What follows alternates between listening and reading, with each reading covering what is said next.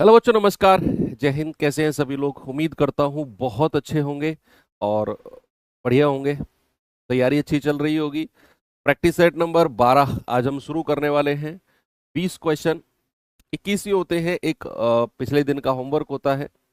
तो चलिए शुरू करते हैं वही, ज़्यादा टाइम ना लेते हुए। इनमें से कौन सी संख्या ना तो परिमेय है और ना ही पूर्णांक है, ना तो रेशनल है और ना ही इंटीजर है? इरेशनल नंबर कौन सा है? √2। भाई जो ये रूट के अंदर संख्या है, अगर वो रूट से बाहर ना निकले, यानी कि रूट के अंदर अगर कोई संख्या परफेक्ट स्क्वायर पूर्ण वर्ग ना हो, तो वो संख्या इरेशनल अपरिमेय हो जाती है। तो आपका जवाब है √2। ना तो परिमेय होगी और ना ही आपका इंटीजर होगी। ठीक है, सिंपल था। चले आगे। चलो आज के सेट को शुरू करते हैं और पहला क्वेश्चन ये रहा।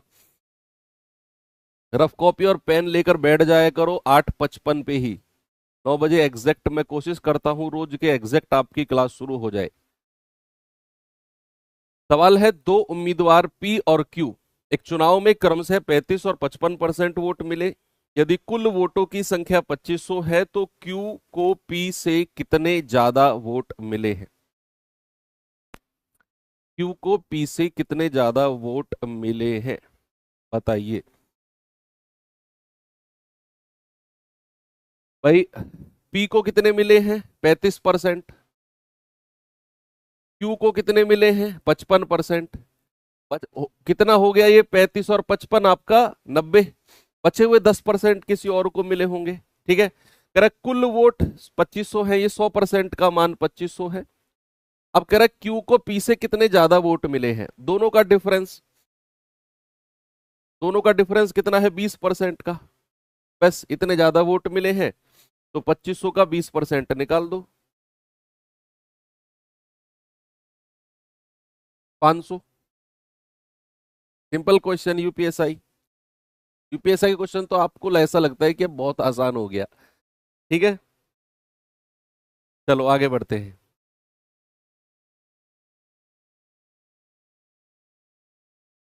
किसी बच्चे का पेपर बिगड़ा हो यूपीएसआई का, और उसके सामने आप ऐसा बोल दो, अरे तुम्हारा पेपर तो बहुत आसान था।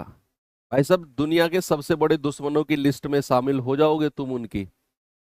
मैं सच बता रहा हूँ, क्योंकि बच्चा हमेशा अपने फेवर की बात सुनना चाहता है।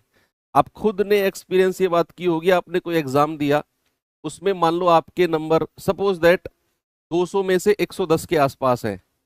तो आप ना यूट्यूब पर उस चैनल को ढूंढोगे जिसने कट ऑफ 110 पे लगा रखी है, चाहे ओरिजिनल कट ऑफ 150 पे लगे। लेकिन आप यूट्यूब पर खोजते रहोगे, खोजते रहोगे, खोजते रहोगे। किसी एक चैनल ने अगर बोल दिया ना कट ऑफ 110 जाएगी, आपके लिए वो भगवान है। आप उसका चैनल सब्सक्राइब कर लोगे, रोज उसकी वीडियो देखोगे, और वो आपके लिए बेस्ट आदमी है, क्योंकि आदमी अपने फेवर की चीजें ढूंढता है ना। तो आप किसी से मत बोलना कि पेपर तुम्हारा बहुत आसान था, वो गुस्सा हो जाएगा। ए और बी एक काम को 24 दिनों में पूरा कर सकते हैं, बी और सी 48 दिनों में, सी और ए 72 दिनों में कर सकते हैं। तो तीनों मिलकर उसको कितने दिन में पूरा करेंगे? अगर मैं कहूं ए और बी 24 दिन में, बी और सी 48 दिन में, सी और ए आपका 72 दिनों में। एलसीएम कितना हो जाएगा? 144 होगा क्या? सबसे बड़ी संख्या का डबल कर दो। 72 दूनी 144, 48 थी 144, 24 छिक्के 144। अब एक चीज है, जब भी तीन लोगों की बात हो और तीनों में दो दो लोगों का पेयर बना दे, तीनों में से दो दो लोगों का पेयर बना दे, जैसे तीन लोग थे और तीनों में उसने दो दो का पेयर बना दिया, तो अगर मैं कंबाइंड एबीसी की क्षमता, एबीसी की एफिशिएंसी आपसे पूछूंगा, तो इन दो दो की क्षमता को जोड़ो। 6 और 3 9, 9 और 2 11, और उसे 2 से डिवाइड कर दो। 2 से डिवाइड क्यों किया? क्योंकि यहां पर जब आप जोड़ोगे, 2 बार ए आएगा, 2 बार बी और 2 बार सी, वो दो कॉमन आके यहां नीचे आ जाएगा। लेकिन हम इसे डायरेक्ट याद रखते हैं। कह रहा तीनों मिलकर कितने समय में कर लेंगे? 144/11, और ये दो ऊपर चला जाएगा, तो ये आएगा 288। 11 दूनी 22, 6, 11 छिक्के 66, 26 सही, 2/11, ऑप्शन नंबर सी मेरा बिल्कुल करेक्ट है। सभी का हो गया। चलें आगे। नेक्स्ट।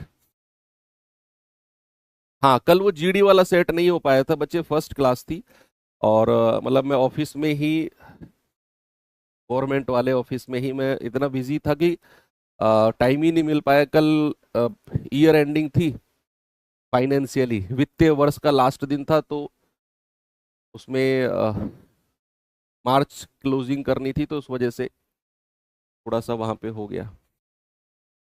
पेड वालों की क्लास भी नहीं हुई थी ना कल, 11 बजे वाली, इसी वजह से।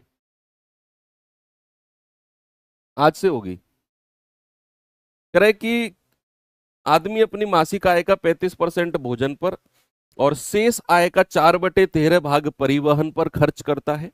वह कुछ अन्य खर्च भी करता है, लेकिन प्रति माह 6300 रुपये बचाता है, जो कि भोजन और परिवहन पर खर्च करने के बाद जो राशि बची उसके 20% के बराबर है। तो उसकी मासिक आय क्या होगी? सिंपल है, बहुत सिंपल है कि भैया उसकी मासिक आय को कुछ भी मान लो उसकी मासिक आय ए है।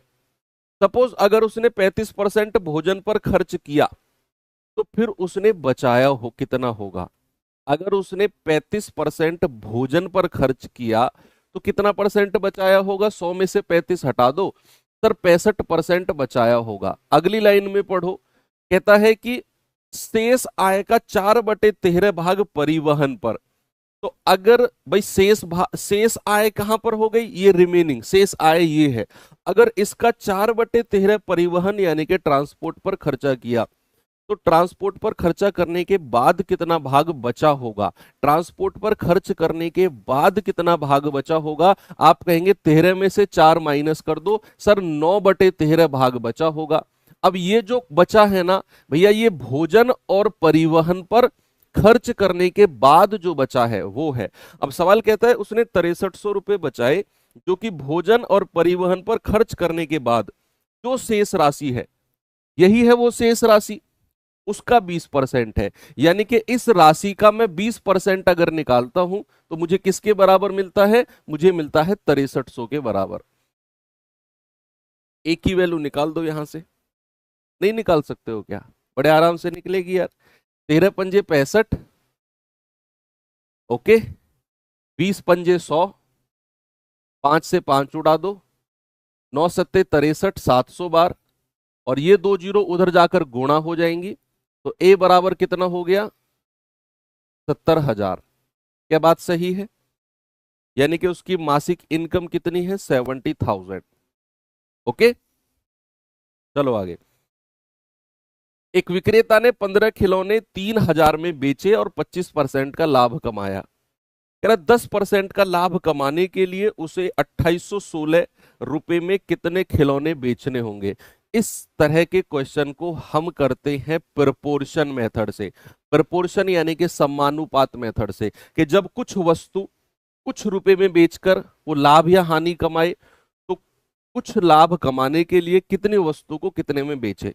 सेम पैटर्न का क्वेश्चन है। और समानुपात मेथड क्या कहता है कि जो दो संख्याओं का रेशियो है वही बाद की दो का होना चाहिए। तो पहला और लास्ट की मल्टीप्लाई बराबर दूसरे की और तीसरे की मल्टीप्लाई। आप कहेंगे सर किसकी पूछ किसको लगा रहे हो? ये कहाँ समानुपात और कहाँ ये प्रॉफिट लॉस? भाई ऐसे ही होता है अर्थमेटिक में, हमारे यहाँ तो ऐसे ही होता है। अब सुनो, करना क्या है, आपको मूल्य ऊपर रखना है और वस्तु को नीचे रखना है।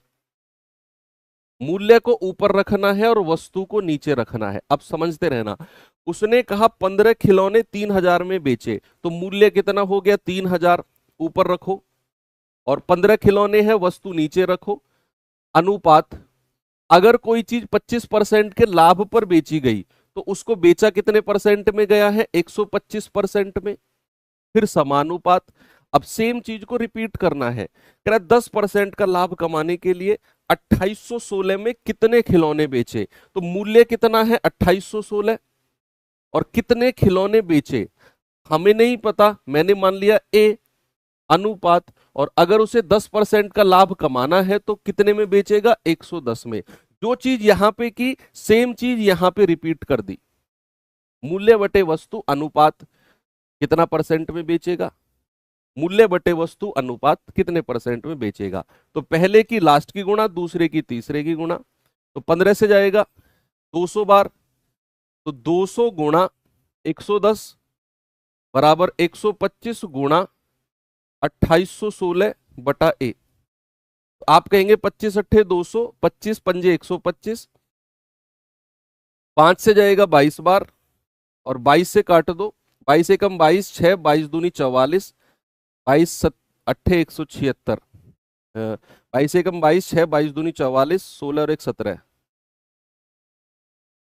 ठीक है, और 8 से काटेंगे तो कितनी बार जाएगा, 8 एकम 8, 8 6 48। तो ए बराबर कितना आ गया 16। ए बराबर कितना आ गया बच्चा 16 आ गया। ऑप्शन नंबर बी मेरा सही है। ओके चलो, आप जिस मेथड से करना जानते हैं उस मेथड से कर लेना इसको। एक वस्तु का क्रय मूल्य 400 रुपए है, अंकित मूल्य क्रय मूल्य से 50% ज्यादा है।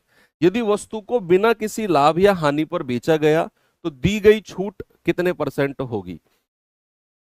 जब हमें डेटा परसेंट में दिया हो और हमें उत्तर भी परसेंट में पूछ रहा हो तो हमें ओरिजिनल डेटा की जरूरत नहीं पड़ती है। तो सवाल में आपको ये जो 400 रुपए क्रय मूल्य दिया हुआ है ना, थोड़ी देर के लिए इन 400 रुपए को जेब में रख लो, जरूरत पड़ेगी तो निकाल लेंगे जेब में से, जेब में रखे रखो 400 रुपए को। कह रहा अंकित मूल्य क्रय मूल्य से 50% ज्यादा है। अगर क्रय मूल्य को मैं 100 मानता हूं तो अंकित मूल्य कितना हो जाएगा 50% ज्यादा यानी कि 150। तो 400 रुपए जेब में रखे हैं, अभी जरूरत पड़ेगी तो ही निकालूंगा, नहीं तो पैसे मेरे हो जाएंगे। वो कह रहा है अंकित मूल्य क्रय मूल्य से 50% ज्यादा है, क्रय मूल्य 100, अंकित मूल्य 150। अब सवाल कहता है यदि मैं बिना कोई लाभ या हानि के बेचूं, कोई भी चीज अगर नो प्रॉफिट नो लॉस पर बेची जाती है तो क्या वो क्रय मूल्य यानी कि कॉस्ट प्राइस पर बेची जाती है। भाई साहब गर्दन तो हिला दो यार, आपसे कह रहा हूं भाई साहब, आपसे, हाँ ये ब्लैक टी शर्ट आपसे कह रहा हूं, ऐसे तो करते रहो यार कम से कम। चलो मैं ही सॉल्व कर रहा हूं, मुझे ये तो बताते रहो कि तुम जीवित हो। तो अगर कोई चीज बिना प्रॉफिट बिना हानि के बेची जाए तो क्रय मूल्य पर ही बेची जाएगी। यानी कि अगर उसका अंकित मूल्य 150 है तो भैया उसे 100 रुपए में ही बेचा जाएगा जितना उसका क्रय मूल्य है। अगर नो प्रॉफिट नो लॉस है तो कितने का डिस्काउंट दे दिया, 50 का डिस्काउंट दे दिया। और परसेंट में डिस्काउंट बताना है तो 50 बटे, और डिस्काउंट तो अंकित मूल्य पर मिलता है गुणा 100। 50 एकम 50, 50 तिया 150, 1/3 गुणा 100 सब जानते हैं 33.33% होता है। तो डिस्काउंट कितना मिल गया 33.33%। आगे चलू, नेक्स्ट। किसी राशि पर 5 साल के लिए साधारण ब्याज 7590 रुपए है। पहले 3 साल के लिए ब्याज की दर 6% थी और अगले 2 साल के लिए ब्याज की दर 14% है। बताओ मूलधन क्या है। सिंपल है यार भाई, टोटल 5 साल का ब्याज दे दिया हमें इतना, और उन 5 साल का हिसाब कैसे कैसे है कि 3 साल की दर इतनी, 2 साल की दर इतनी। साधारण ब्याज में एक बड़ा सीधा सा कॉन्सेप्ट आप समझते हो। साधारण ब्याज में कि अगर हमें ब्याज परसेंट या प्रतिशत ब्याज निकालना हो तो जो ब्याज की दर, जो रेट ऑफ इंटरेस्ट हमें दिया होता है ना, उसको समय से गुणा कर देते हैं। यानी कि ब्याज की दर का मतलब क्या होता है, एक साल में मिलने वाला ब्याज। सपोज दैट मैंने कहा ब्याज की दर 5% है, यानी कि एक साल में 5% ब्याज मिलता है, तो हर साल 5% मिलेगा। दूसरी साल भी 5%, तीसरे साल भी 5, चौथे साल भी 5, यानी कि वो जुड़ता चला जाएगा। जितने साल की मैं बात करूंगा उतने साल का ब्याज आप जोड़ दोगे ब्याज की दर के हिसाब से। तो कभी भी अगर हमें ब्याज का परसेंट चाहिए साधारण ब्याज में, तो ब्याज की दर को मैं समय से सीधा गुणा करता हूं। तो यहां अगर 3 साल की दर 6% है तो 3 साल का प्रतिशत ब्याज कितना हो गया, आप कहेंगे 6% गुणा 3 प्लस अगले 2 साल की दर 14% है तो 14% के हिसाब से ब्याज कितने परसेंट हो गया ये, तो 18 प्लस 28 कितना हो गया बच्चे 46%। तो टोटल 46% ब्याज बना है 5 साल में। और सवाल कहता है ब्याज तो 7590 है, तो क्या मैं ये कह सकता हूं कि 46% की वैल्यू 7590 होगी? जी बिल्कुल सही। 1% की वैल्यू 7590/46, तो 23 दूनी 46, 23 तिया 69, 23 तिया 69, जीरो, 2 से जाएगा, 2 एकम 2, 2 छिक्के 12, 2 पंजे 10, तो 100% की वैल्यू कितनी हो जाएगी? 16500। यानी कि उसका जो मूलधन है वो 16,500 रुपए है। सभी का जवाब सही होना चाहिए। आगे बढ़ू, नेक्स्ट। पाइप ए और बी किसी टंकी को क्रमशः 15 और 18 घंटे में भर सकते हैं।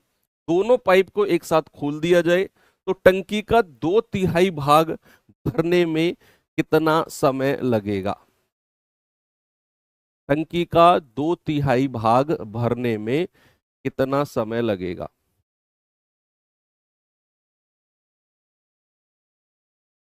भाई ए और बी, ए जो है 15 घंटे में भर सकता है, बी 18 में।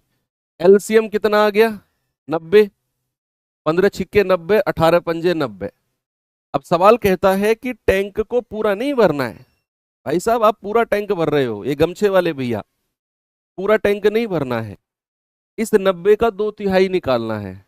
आप पूरे 90 यूनिट काम करा रहे हो, गलत बात। तो 90 का भी कितना? 2/3।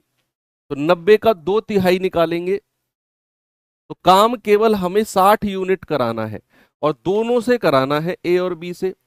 तो भाई साहब 60 बटे दोनों की क्षमता कितनी है? 6 और 5 11। कितना घंटा लगेगा? 11 पंजे 55, 5 सही, 5/11 घंटे। ऑप्शन नंबर बी मेरा सही है। ओके। एक धातु की सीट आयताकार है, ये बड़ा प्यारा सवाल है, जिसके आयाम 148 मीटर और 136 मीटर है। प्रत्येक कोने से एक वर्ग काटकर उसको खुला बॉक्स बना दिया गया। यदि वर्ग की लंबाई 6 मीटर है तो बक्से का आयतन क्या होगा? ये बड़ा प्यारा सवाल है भाई जी, बहुत प्यारा सवाल है। क्या कि एक वर्ग है, एक स्क्वायर में बना देता हूं, सॉरी आयत है एक। अब आयत के मैंने क्या किए? मैंने 4 कोने काटे और चारों कोने वर्गाकार काटे हैं, इस तरीके से, इस तरीके से, ठीक है। अब जैसे ही मैंने 4 कोने इसके काटे तो फिर ये 4 कोने कट के कुछ ऐसा हो गया, कुछ इस तरीके से दिखने वाला आकृति हो गई है। अब क्या हुआ? इसको ऐसे फोल्ड कर दो, और जैसे ही आप इसको फोल्ड करोगे तो ये कुछ इस तरीके से बक्सा बन जाएगा भैया, जिसकी हाइट भी होगी। ये शायद आपको दिखने में थोड़ा सा प्रॉब्लम हो सकता है, लेकिन इसको थोड़ा फील करना कि भैया ये इसकी यहां से यहां तक, सपोज अगर मैं लंबाई मान लेता हूं, ये तो उसका जो हमने काटा है ना वर्ग, उसकी चौड़ाई हो गई। ये इसकी लंबाई है आयत की, और ये केवल इसकी चौड़ाई है, ये ब्रेथ है, यानी कि ये लंबाई और ये चौड़ाई। तो आप मुझे बताइए, अगर सीट 148 मीटर की है, ये पूरी सीट, समझना बात को, ये पूरी सीट अगर 148 की है तो लंबाई कितनी होगी? 148 में से ये वाला साइड हटा दो और ये वाला साइड हटा दो, यानी कि 6 मीटर की ये लंबाई है, ये 6 मीटर, ये 6 मीटर। तो अगर मुझे ये लेंथ चाहिए तो मैं 148 में से क्या माइनस करूंगा? 6 दूनी 12। भाई 6 मीटर इधर से और 6 मीटर इधर से, तो ये कितना आ जाएगा? 136। कितना आ जाएगा लंबाई? 136। अगर मुझे ये लंबाई, ये चौड़ाई हमें टोटल दी हुई है 136, तो मैं क्या करूंगा? अगर मुझे ये चाहिए तो ये वाला 6 मीटर माइनस करूंगा, ये वाला 6, तो कितना आ जाएगा? 136 माइनस 6 दूनी 12, ये आ जाएगा 24, 124। ठीक है, चौड़ाई कितनी आ गई? 124। अब जो ऊंचाई रहेगी वो ऊंचाई, ऐसे आप इसे फोल्ड करोगे तो जो ये 6 मीटर है ना, यही ऊंचाई बन जाएगा। यही क्या बन जाएगा? ऊंचाई बन जाएगा, जो 6 मीटर का आप स्क्वायर यानी कि वर्ग काट रहे हो, यही इस बक्से की। भाई आप ऐसे फील करो ना, आप यहां से इसको ऐसे मोड़ के कर दोगे तो यही इसकी क्या बन जाएगी? ऊंचाई बन जाएगी, इधर से भी इधर से भी। ठीक है, तो बस बक्से का आयतन क्या होता है, L into B into H, 136 गुणा 124 गुणा 6। अब आप घबराओगे कि सर इतनी बड़ी कैलकुलेशन कैसे करें, भाई 136 को 124 में कैसे गुणा करें, आप घबराओगे ना, तीन तीन डिजिट।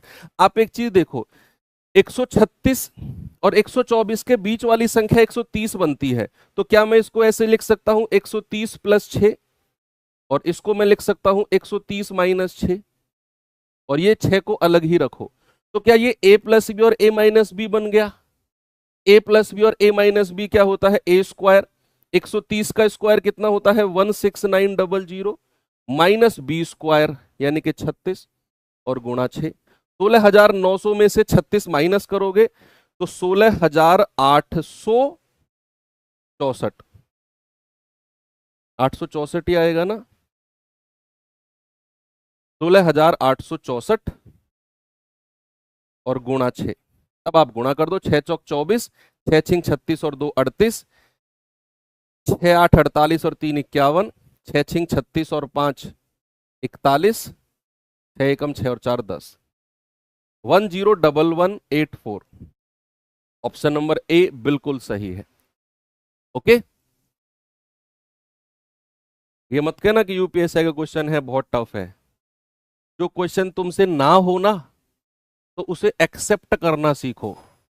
ये मत लिखना सीखो कि ये टफ है, ये नहीं आएगा हमारे एग्जाम में। यही तो एक स्टूडेंट की सबसे बड़ी कमी होती है, जो क्वेश्चन उससे हो गया वो उसके लेवल का है, वो ही उसी के एग्जाम में आएगा, वही उसके एग्जाम का लेवल है।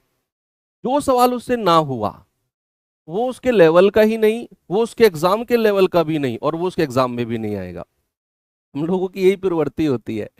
और फिर जब एग्जाम में बैठते हैं और वो लेवल आ जाए, और यार ये तो एग्जाम टफ बन गया हमारा, फिर ढूंढते हो यूट्यूब पे कट ऑफ कम कौन सा लगा रहा है चैनल।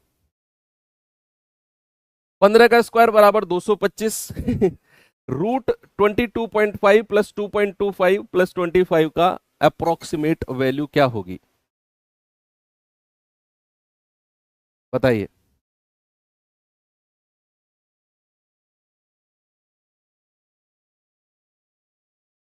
भाई ये अंडर रूट 22.5 में अगर मैं पॉइंट हटा दूं तो नीचे एक जीरो बनती है कि नहीं, यस।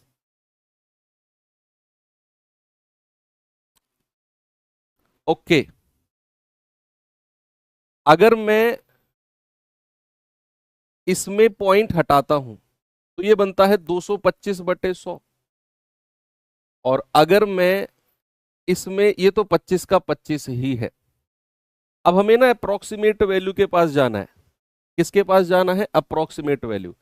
बताओ भैया, अंडर रूट 225 क्या होता है, अंडर रूट 225 को हम कहेंगे 15, 15 कहेंगे ना, और ये अंडर रूट 10 रहेगा, प्लस रूट 225 होता है 15 और रूट 100 होता है 10, प्लस, और ये तो 25 है ही है, तो ये हो जाएगा 1.5। भाई इससे काटेंगे तो 1.5, 25 और डेढ़ कितना होता है 26.5, प्लस 15/√10। अब √10 की वैल्यू लगभग किसके पास होती है, तो बताएगा मुझे। √10 की वैल्यू एग्जैक्ट नहीं आ सकती है, अप्रोक्सीमेट किसके पास होती है, बताइए जल्दी से। √10 की वैल्यू अप्रोक्सीमेट किसके पास होती है। भाई अगर मैं कहूंगा √9, तो √9 हो जाएगा आपका 3, यानी कि √10 की वैल्यू 3 से तो ज्यादा होगी। ये बात तो श्योर है कि √10 की वैल्यू 3 से तो ज्यादा होगी। अब समझना, देखो आप अपना आंसर कैसे निकालते हो। अगर मैं √10 को, अगर मैं √10 को, इसको सपोज दैट मैं √9 कह दूं, सपोज दैट, तो ये बनेगा 3, तो ये बन जाएगा 3 पंजे 15, और 26.5 में 5 जोड़ोगे तो कितना होता है 31.5।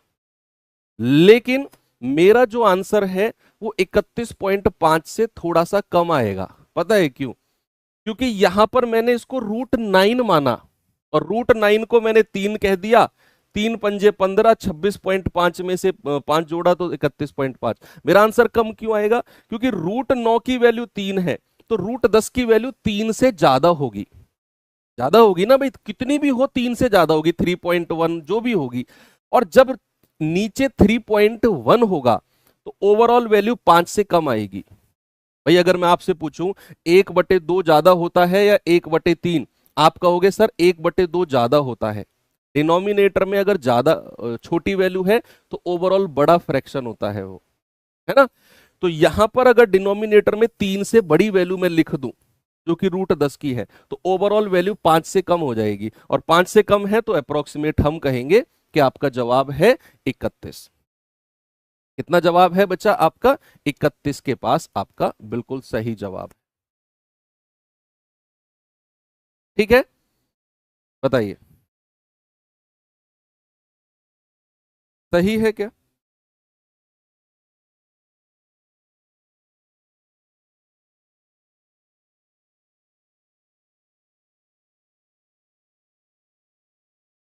आगे बढ़ू?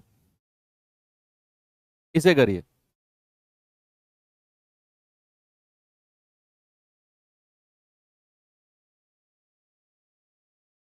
30 नहीं बचा, 31। आप करके देख लो, आप कैलकुलेटर में करके देख लो। 7 घंटियां एक साथ बजना शुरू होती हैं, विक्रम से 3, 5, 7, 9, 12, 15, 18 सेकंड के अंतराल पर बजती हैं, तो 42 मिनट में सभी घंटियां एक साथ कितनी बार बजेंगी? बताइए। एलसीएम ले लो, एलसीएम ले लो इनका, इन संख्याओं का एलसीएम, तो कितना आएगा? आप निकालो, ये तो बहुत छोटी छोटी संख्या, आप बड़े आराम से निकाल सकते हो। सबसे बड़ी संख्या का पहाड़ा पढ़ना शुरू करता हूं मैं। भाई 18 और 15 का एलसीएम कितना होता है? 90। लेकिन अगर मैं 12 भी एक साथ ले लूं तो 90 का डबल 180 आ जाएगा। 9 भी 180 में आता है, 5 भी आता है, 3 भी आता है। लेकिन 180 और 7 का एलसीएम अगर मैं कहूंगा तो 1260 जाएगा। 18 सत्ते 126। अब आपकी कैलकुलेशन, आपकी रफ, आपका पेन, इन सभी का एलसीएम निकाल के बताओ क्या 1260 आ रहा है? और मैंने ये कोई रटा नहीं है कि सर आप तो रट के आए 1260, मैं बता रहा हूं कैसे निकाला मैंने। 15 और 12 का एलसीएम 90। 90 में अगर मैं 12 भी ले लूं तो 180 एलसीएम हो जाता है, क्योंकि 12 से 12 के पहाड़े में 90 नहीं आता है, तो 90 का डबल कर दो 180। अब 180, 5, 9 और 3, ये तीनों संख्या 180 को काटेंगी, बची 7। तो 180 और 7 का एलसीएम कितना होता है? 1260। एलसीएम कितना हो जाएगा बच्चा इनका? 1260। 1260 सेकंड। यानी कि पहली बार वो 1200 सेकंड 60 सेकंड बाद बजी। अगर मैं इस 1260 को मिनट में चेंज करना चाहूं तो मैं क्या करूंगा बच्चा? इसको 60 से डिवाइड करूंगा, तो ये जाएगा आपका 21 मिनट बाद। कितनी मिनट बाद? 21 मिनट बाद वो फिर से एक साथ बजती है। सवाल कहता है 42 मिनट में कितनी बार बजी, तो आप कहेंगे सर 42 और डिवाइड बाई 21, आप कहेंगे 2 बार। लेकिन आप हो जाएंगे गलत, क्योंकि पहली बार उसने बोला है एक साथ बजना शुरू होती है। यानी कि जो ये 2 बार लिखा हुआ है ना, ये कब से काउंट हुआ है? शुरुआत से 21 मिनट बाद पहली बार बजी, फिर अगले 21 मिनट बाद दूसरी बार। लेकिन शुरुआत में जो ये बजी हैं उसको तो काउंट किया ही नहीं हमने। भाई हमने तो 2 बार जो काउंट किया है वो शुरुआत से 21 मिनट बाद पहली बार, फिर अगले 21 मिनट बाद दूसरी बार। अब जो शुरुआत का काउंटिंग थी उसे कौन लेगा? उसने तो बोला एक साथ बजना शुरू होती हैं। इसीलिए आप इसमें +1 करोगे, यानी कि 42 मिनट में वो 3 बार बजेंगी, ना कि 2 बार। ऐसे सवालों को बच्चे गलत करके आते हैं। कितनी बार आंसर आएगा? 3 बार। ए की आय बी की आय का 2/3 है, ए का खर्चा बी के खर्चे का 3/4 है, बी की आय का 1/3 ए के खर्चे के बराबर है, तो ए की बचत और बी की बचत का अनुपात क्या होगा? आज का अच्छा सवाल है।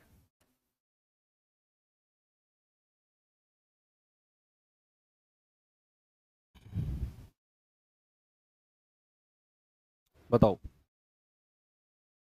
भाई, सबसे पहले ए और बी की आय का रेशियो बनाते हैं। आय का सवाल ने क्या बोला? सवाल ने बोला है ए की आय बी की आय का 2/3। अब उसने बी की आय का 2/3 बोला है, तो नीचे वाली वैल्यू बी की हो जाएगी। ए बी का 2/3 है, तो जो नीचे वाला डिनोमिनेटर है वो बी का वैल्यू हो जाएगी। तो बी की वैल्यू अगर 3 है तो ए की वैल्यू कितनी हो जाएगी, 2, ऊपर वाली। अब मैं खर्चा की बात करता हूं, वह जिसको बोलते हैं। उसने बोला ए का खर्चा बी के खर्चे का 3/4, बी के खर्चे का, तो नीचे वाली वैल्यू बी की हो जाएगी और ऊपर वाली वैल्यू इसकी। अब उसने बचत का रेशियो पूछा, ए की बचत और बी की बचत का रेशियो। आप जानते हैं कि अगर मैं आय में से खर्च माइनस कर दूं, इनकम में से एक्सपेंडिचर माइनस कर दूं, तो मुझे बचत मिलती है। आय में से खर्चा हटा दो, तो आप सीधा सीधा क्या हटा सकते हो भाई, आय में से खर्चा माइनस करते हो तो आपको बचत मिलती है।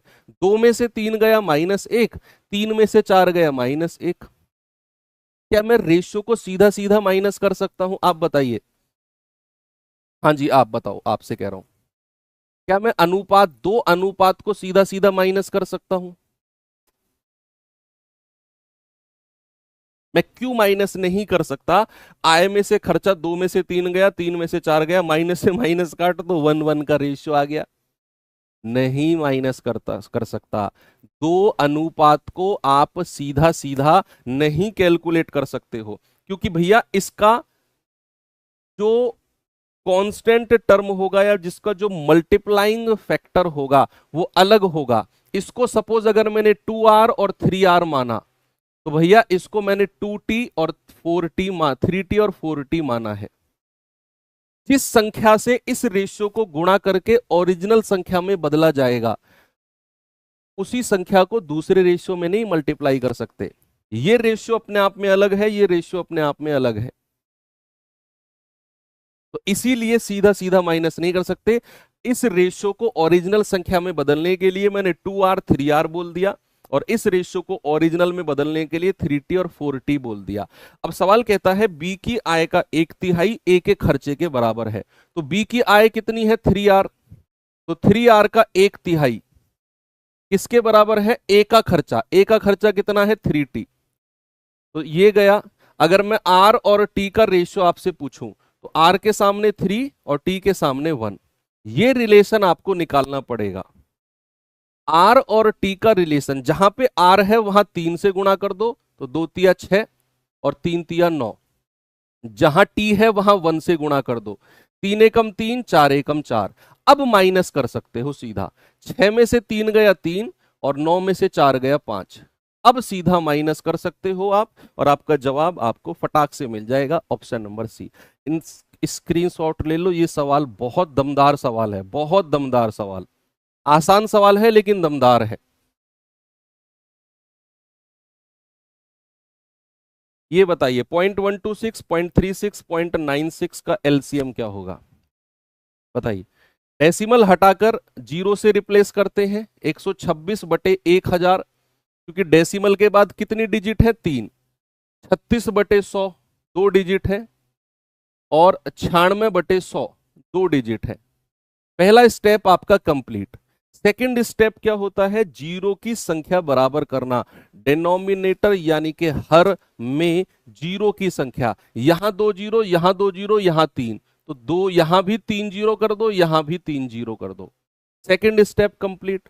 थर्ड स्टेप क्या कहता है कि अगर उसने एलसीएम बोला है, तो ऊपर वाली संख्याओं को एलसीएम और नीचे वाली का एचसीएफ, यानी कि आपको एलसीएम लेना है 126, 360 और 960 का, और एचसीएफ लेना है 1000, 1000 और 1000।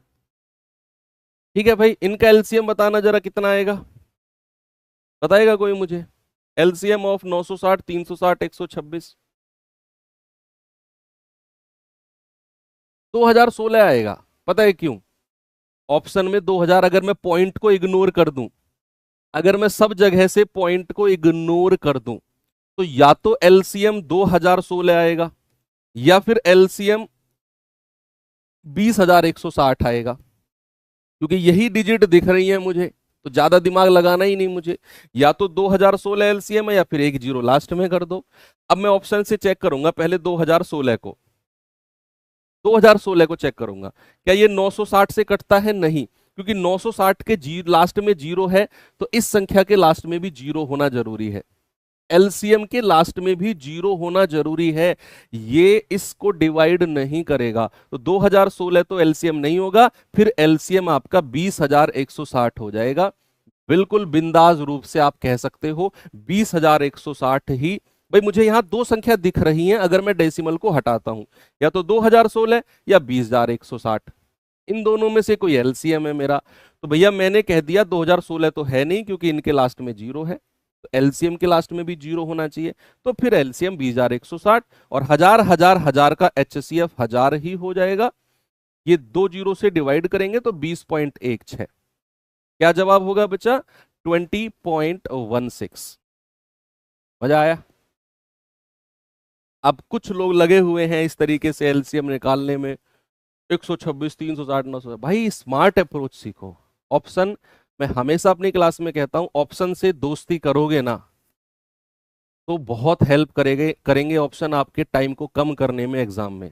ऑप्शन से दोस्ती नहीं करोगे, सीधा सॉल्व करके जब ऑप्शन पे आओगे तो ऑप्शन कहेगा ठीक है ना, लगा जो तेरी मर्जी है, हमसे तो किसी ने पूछा ही नहीं।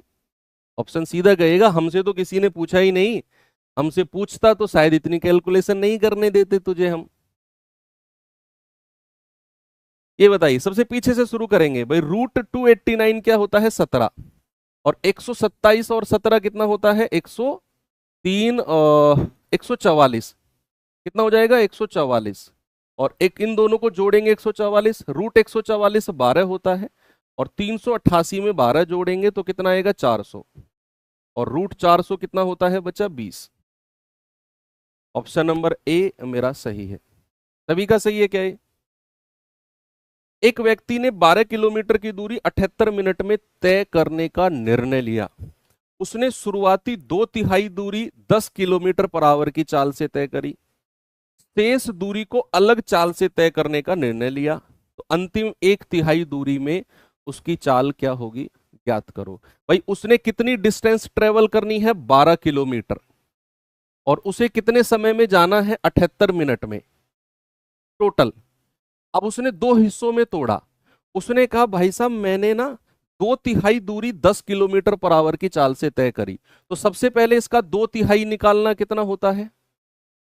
तो 3 चौक 12, 4 दूनी 8, यानी कि 8 किलोमीटर की दूरी 10 किलोमीटर पर आवर की चाल से। तो समय कितना लगा होगा? समय बराबर होता है दूरी बटे चाल। तो दूरी कितनी है? 8, और चाल कितनी है? 10 किलोमीटर पर आवर। तो 2 चौके 8, 2 पंजे 10, 4/5 घंटे। यानी कि इस 2/3 दूरी को तय करने में उसको 4/5 घंटे लगे। तो 4/5 घंटे को अगर मैं मिनट में चेंज करता हूं तो 60 से गुणा कर दो, तो ये 12 चौक 48 मिनट, यानी कि 48 मिनट यहां खर्च हो गए भैया इस 2/3 को दूर करने के लिए। अब कह रहा है जो बची हुई 1/3 दूरी है उसमें चाल क्या होनी चाहिए? तो अगर 8 किलोमीटर यहां हो गई तो शेष दूरी कितनी बची है? शेष दूरी, रिमेनिंग डिस्टेंस, आप कहोगे 12 में से 8 हटा दो, 4 किलोमीटर, और शेष समय कितना बचा है? टोटल 78 मिनट है, उसमें से 48 मिनट माइनस कर दो, सर 30 मिनट।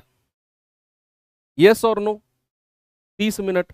अगर मैं 30 मिनट को घंटे में चेंज करूं तो 60 से डिवाइड कर दो, 1/2 घंटा। तो चाल बराबर क्या होता है? दूरी बटे समय। तो दूरी कितनी बची है? 4। समय कितना है? 1/2 आवर। ये 2 ऊपर जाके मल्टीप्लाई हो जाएगा, यानी कि 8 किलोमीटर पर आवर। क्या जवाब होगा भाई साहब? 8 किलोमीटर प्रति घंटे उसकी रफ्तार होनी चाहिए। ये ट्रेंडिंग क्वेश्चन है भाई, ये आज के ट्रेंडिंग क्वेश्चन है, समझो आप मेरी बात को। दो रेलगाड़ी 36 और 48 किलोमीटर पर आवर की चाल से समान दिशा में चल रही हैं। तीव्र चाल वाली रेलगाड़ी द्वारा धीमी रेलगाड़ी में बैठे व्यक्ति को पार करने में लिया गया समय 33 सेकंड है। तो तीव्र चाल वाली रेलगाड़ी की लंबाई, मैं ये मानता हूं कि जिस बच्चे ने ये चैप्टर पढ़ा होगा ट्रेन वाला, उसने ये सवाल 100% किया होगा। ये सवाल उसको 100% पढ़ाया गया होगा। ट्रेन के चैप्टर में ये पढ़ाया जाता है स्पेशली। कि दो ट्रेन जब चले, चाहे एक दिशा में चाहे अपोजिट में, अगर किसी एक ट्रेन में कोई व्यक्ति बैठा हुआ है तो जिस ट्रेन में व्यक्ति बैठा है उसकी लंबाई आप कभी नहीं निकाल सकते हो। जिस दूसरी ट्रेन ने व्यक्ति को पार किया, तो जिस ट्रेन ने पार किया है ना उसकी लंबाई निकलेगी बस। क्यों सर, जिस ट्रेन में व्यक्ति बैठा है उसकी लंबाई क्यों नहीं निकाल सकते? क्योंकि यहां पर आप पढ़ो इस लाइन को, कह रहा धीमी चाल वाली रेलगाड़ी में बैठे पुरुष को पार करने में 33 सेकंड। यहां जो 33 सेकंड का समय है ना, ये तेज रफ्तार से रेलगाड़ी जो पीछे से आई है ना, उसने इस वाली रेलगाड़ी को पार नहीं किया 33 सेकंड में। इस रेलगाड़ी में जो ये पुरुष बैठा हुआ था ना, इसको 33 सेकंड में पार किया है। तो ये 33 सेकंड का समय पुरुष को पार करने का है, ना कि रेलगाड़ी को। तो इसीलिए हम जिस रेलगाड़ी में व्यक्ति बैठा होता है उसकी लंबाई नहीं निकाल सकते। तो यहां पर जब हम डीएसटी का रूल लगाएंगे, distance equal to speed into time, तो भैया सापेक्ष एक दिशा में चल रही हैं दोनों रेलगाड़ी, समान दिशा में, तो रिलेटिव स्पीड घटती है 48 माइनस 36, और मीटर पर सेकंड के लिए 5/18 से गुणा कर दो, और समय कितना लगा है 33 सेकंड। तो 48 में से 36 गया, कितना जाएगा 12, 5/18 गुणा 33, 6 दूनी 12, 6 तिया 18, 3 से जाएगा 11, 5 दूनी 10, 11 धाम 110 मीटर। अब जो 110 मीटर आया है ना, ये तेज रफ्तार वाली रेलगाड़ी की लंबाई है। तो आपका जवाब होगा 110 मीटर। रेलगाड़ी में बैठे व्यक्ति को पार किया गया है, ना कि पूरी रेलगाड़ी को। तो जिस रेलगाड़ी में व्यक्ति बैठा है उसकी लंबाई में कभी कंफ्यूज मत होना। एक नाव 108 मील का अंतर तय करने के लिए प्रतिकूल धारा की तुलना में अनुकूल धारा की दिशा में 4.5 घंटे कम समय लेती है। अगर शांत पानी में नाव की गति, शांत पानी में नाव की गति यानी कि बी, बोट की स्पीड आपको 10 दे रखी है, तो धारा की गति क्या होगी भाई? शांत जल में नाव की चाल क्या होती है? बी। पानी रुका हुआ है, जो भी स्पीड होगी वो नाव की होगी। अब सवाल कह रहा है कि 108 मील का दूरी उसे तय करनी है। एक बार तो गई है वो धारा की दिशा में, जिधर पानी बह रहा है उधर, और एक बार आई है वो अपोजिट। तो आप मुझे बताइए ज्यादा समय किधर लगेगा, धारा के पानी के साथ जाने में या पानी के विपरीत आने में? सर ज्यादा समय तो विपरीत आने में लगेगा, क्योंकि पानी अपनी तरफ धकेलेगा, नाव अपोजिट चलेगी। तो पानी के अपोजिट अगर आप आते हो तो आपको ज्यादा समय लगता है। और सवाल कहता है प्रतिकूल, प्रतिकूल यानी कि अपोजिट, प्रतिकूल की तुलना में अनुकूल में 4.5 घंटे कम लगे। अनुकूल यानी कि जिधर पानी बह रहा है अगर आप उधर जाते हो तो आपको 4.5 घंटे कम समय लगता है। यानी कि मैं कहूं प्रतिकूल का समय कितना होता है? समय बराबर क्या होता है? दूरी बटे चाल, डिस्टेंस अपॉन स्पीड। तो दूरी कितनी है? 108 मील। और चाल कितनी है? अगर मैं प्रतिकूल की चाल आपसे पूछूं, धारा के अपोजिट चाल कितनी होती है? B minus W. कितनी होती है बच्चा? B minus W. बी कितना है? 10 माइनस डब्लू। डब्लू बोले तो पानी की चाल। अगर मैं कहूं धारा के अनुकूल कितना समय लगा है? 108 बटे बी प्लस डब्लू। और ये समय में से अगर मैं ये समय माइनस कर दूं तो मुझे 4.5 घंटे मिलते हैं। कितने घंटे मिलते हैं? 4.5 घंटे। भाई 4 सही, 1/2 बोलो या 4.5 बोलो, एक ही बात है। अब आपसे उसने धारा की गति यानी कि डब्लू की वैल्यू पूछी है।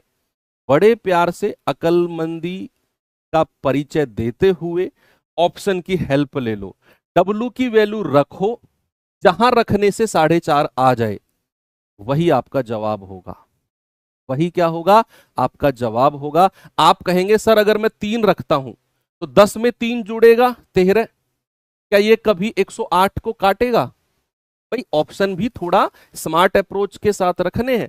अगर मैं 3 रखता हूं तो 10 और 3 13, 108 को कभी नहीं काटेगा, तो 4.5 तो मिलना नहीं है, हटाओ इस ऑप्शन को। अगर मैं 4 रखता हूं तो 10 और 4 14, क्या ये कभी 108 को काटेगा? भाई 2 से कट जाएगा, 2 सत्ते 14, 2 पंजे 10, 2 चौको 8, ये 7 तो नहीं काटेगा, डेसिमल में काटेगा। हमें तो 0.5 चाहिए, 4.5 कभी नहीं मिल सकता। इस ऑप्शन को भी हटाओ। अगर मैं सी ऑप्शन चेक करता हूं 2, तो 10 और 2 12। अगर मैं W की वैल्यू 2 चेक करूं तो ये हो जाएगा 10 में से 2 गया 8, तो 12 निम्मा 108, और 8 से काटेंगे, 8 एकम 8, 2 8 तिया 24, 8 पंजे 40, और 13.5 में से 9 माइनस करोगे तो 4.5 मिलेगा, और आपका जवाब बिल्कुल बराबर होगा। आपका सही जवाब है ऑप्शन नंबर सी। यानी कि W बराबर 2 रखने पर आपको 13.5 माइनस 9 4.5 मिलता है, और 2 बिल्कुल प्यारा सा मलूक सा जवाब हो जाएगा। एक आयत का परिमाप 26 सेंटीमीटर है, इसकी लंबाई 7 है, क्षेत्रफल ज्ञात करो, क्या होगा? आयत का परिमाप, परिमाप क्या होता है आयत का? 2 और लंबाई प्लस चौड़ाई, कितना है? 26। लंबाई 2 से कटेगा 13 बार, लंबाई दे रखी है 7 प्लस बी बराबर 13, तो यहां से चौड़ाई कितनी आ जाएगी बच्चा? 6। क्या पूछा उसने? क्षेत्रफल, लंबाई गुणा चौड़ाई, 6 गुणा 7 42, ऑप्शन ए। भाई प्रैक्टिस सेट अगर ओके है, ना टफ ना इजी, बिल्कुल आपकी इच्छा के अनुसार, इच्छा नहीं कहूंगा, आपकी रिक्वायरमेंट जरूरत के हिसाब से सही है तो मुझे थम्स अप करके बता दो। मैं अगर आपको 1 घंटा दे रहा हूं तो मैं ईमानदारी से देना चाहता हूं। आपको मैं कुछ भी पढ़ा के चला जाऊं, लेकिन मुझे जवाब देना है अपने आप को कि अगर, पता है मैं क्या सोचता हूं, सच में दिल से कह रहा हूं, मैं ये सोचता हूं कि अगर मैं इन स्टूडेंट की जगह बैठा हूं और किसी टीचर पे भरोसा करके मैं खुद पढ़ रहा, क्योंकि मैं पढ़ा हूं यार अपने स्ट्रगलिंग दौर पे, मैं भी, मेरी भी ये थी कि यार अगर मैं किसी को टाइम दे रहा हूं टीचर को तो वहां से मुझे अच्छा कंटेंट मिले, तो मैं अगर इन स्टूडेंट की जगह बैठा हूं तो मैं क्या एक्सपेक्ट करता हूं सामने वाले बंदे से? क्या वो सवाल पढ़ा के निकल जाए जो मुझसे ऑलरेडी आते हैं? तो फिर 1 घंटा वेस्ट क्यों किया मैंने? वो तो मैं जानता ही हूं उन सवालों को, तो मुझे ऐसा कंटेंट मिले जो मैं अपने एफर्ट से नहीं निकाल सकता हूं,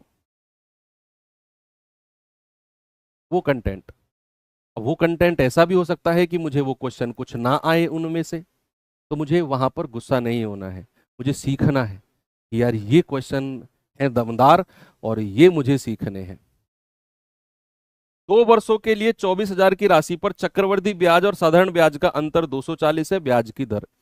2 साल के CI/SI का डिफरेंस, अंतर की बात जब भी होगी तो भैया हमें पता होना चाहिए फॉर्मूला, R/100 बराबर अंडर रूट में D/P। D बोले तो डिफरेंस और P बोले तो मूलधन, तो R/100 बराबर अंडर। 3 साल के अंतर में मत लगाना ये तरीका, ना गलत हो जाएगा, केवल 2 साल का अंतर में ही ये फॉर्मूला लगता है। तो R हमें चाहिए इस बार, और डिफरेंस कितना दे रखा है? 240, और मूलधन कितना दे रखा है? 0 से 0 गया, 24 से जाएगा 100 बार, और अगर मैं अंडर रूट हटाता हूं, अगर मैंने अंडर रूट हटाया तो 1/100 का कितना बनेगा? 1/10, तो 10 धाम 100 क्रॉस मल्टीप्लाई करेंगे तो R बराबर कितना आ गया? 10। रेट कितना हो गया? 10।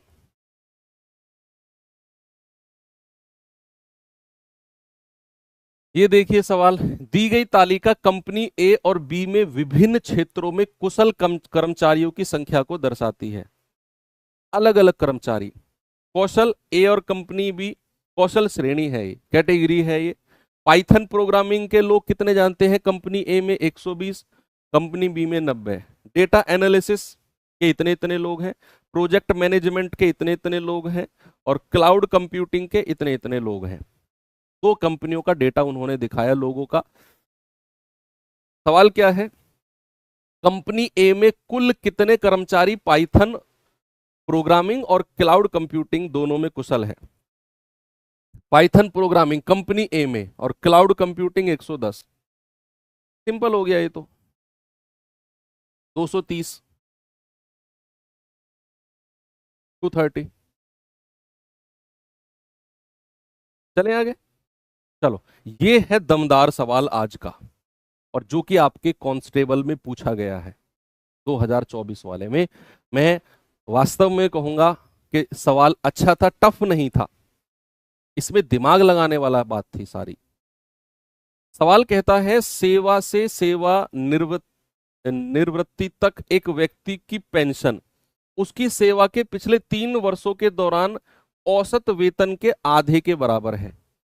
पिछले 3 वर्षों के दौरान औसत वेतन, रिटायर होना, मान लो कोई व्यक्ति अगर 2026 में रिटायर हुआ, सपोज दैट, तो उसका जो पेंशन बनेगी ना वो 2025 से 26, 24 से 25 और 2023 से 24, ये 3 साल का एवरेज निकलेगा पूरी सैलरी का, और तब जाकर जो पेंशन एवरेज निकलेगा उसका आधा उसकी पेंशन बनेगी। अब समझना, कह रहे उसका वेतन 1/1/1983 को 380 था और 1/10/83, 1/10/84, 1/10/85 पर 40 रुपए का इंक्रीमेंट वृद्धि भी होती है। 1/1/86 को रिटायर हुआ है, तो प्रति माह उसका पेंशन क्या होगी। अब समझना भाई, 1/1/86 को वो रिटायर हुआ, 1/1/86 को क्या हुआ है, रिटायर, 1/1/86 को भाई साहब रिटायर हुए हैं, तो 1/1/86 से 3 साल पहले का हमें एवरेज निकालना है, 1/1/86 से। अब समझो आप बात को, 1/1/83 को उसका वेतन कितना है, 1/1/83 को उसका वेतन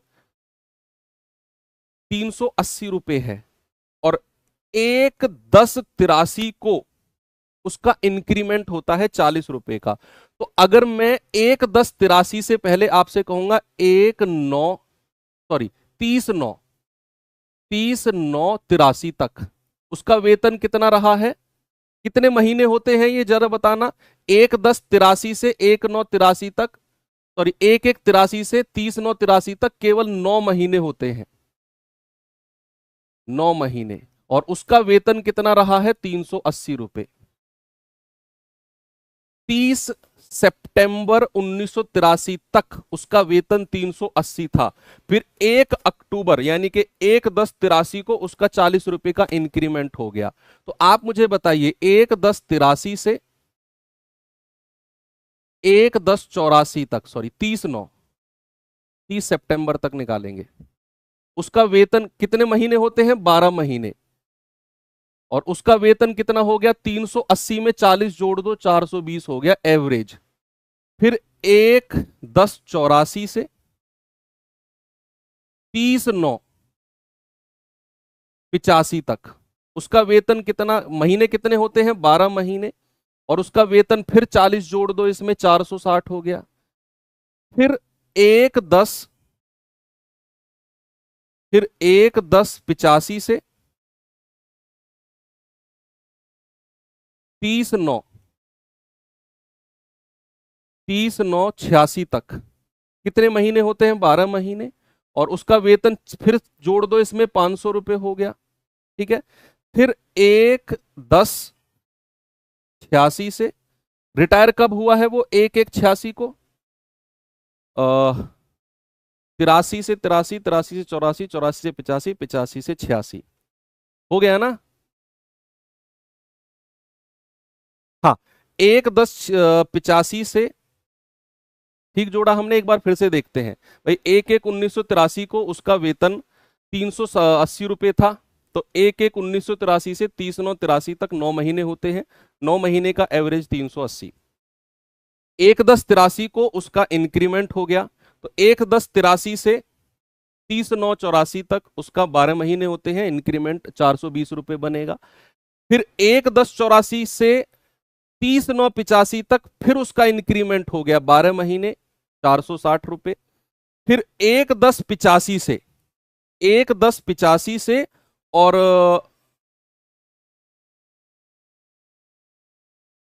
1/10/85 से 86 पे नहीं जाना ना हमें, नहीं, हमें 86 पे जाना ही नहीं, हमें 30/9/85 तक जाना है, 30/9/85 तक, एक साल हमें पूरा जाना ही नहीं, हमें 30/9/85 तक जाना है। तो उसका वेतन कितना रहा है भैया, 1/10/85 से 30/9/85 तक, 30/9 या 31 तक जाना है, केवल 31/10/85 तक, 3 महीने ही तो होते हैं, 3 महीने, और उसका वेतन कितना हो गया, फिर 4 जोड़ दो, 500 रुपए। ठीक है, अब ठीक है, 12, क्योंकि जनवरी में तो वो रिटायर हो गया, जनवरी में तो रिटायर हो गया वो, तो 1/10/85 से 31/12/85 तक 3 महीने उसका वेतन रहा 500 रुपए, क्योंकि 1 जनवरी को तो रिटायर हो गया। 86 पूरा 1 साल का नहीं निकालना, अब इनका टोटल निकालना है।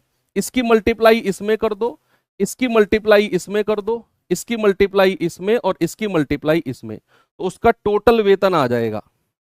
टोटल वेतन कितना आएगा जरा, 900, 9×8 = 72, 7, 9×3 = 27 और 7 = 34, 0, 12×2 = 24, 2, 12×4 = 48 और 2 = 50, 0, 12×6 = 72, 7, 12×4 = 48 और 7 = 55, और 5×3 = 1500। ठीक है भाई, जोड़ के बताना जरा मुझे कितना होगा ये। 2 और 4 6, 6 और 2 8, 4 और 5 9, 9 और 5 14, 3 5 8, 8 5 13, 1 14 और 1 15। क्या सही जोड़ा मैंने? और अगर हमें एवरेज निकालना है तो 15,480 डिवाइड बाई कितने महीने होते हैं टोटल, 9 और 3 12 महीने, 12 12 24, 24 और 12 36 महीने से डिवाइड कर दो। जितने महीने टोटल हुए उससे डिवाइड कर दो। हमने पहले क्या किया, 9 महीने का एवरेज 380 गुणा करके टोटल निकाल दिया, 12 महीने का एवरेज 40 रुपए का इंक्रीमेंट करता गया मैं सवाल के अकॉर्डिंग, तो 12 महीने का एवरेज 420 गुणा करके टोटल निकाल दिया।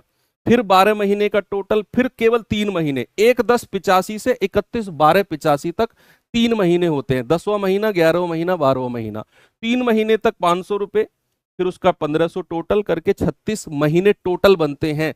डिवाइड कर दिया तो 36 चौके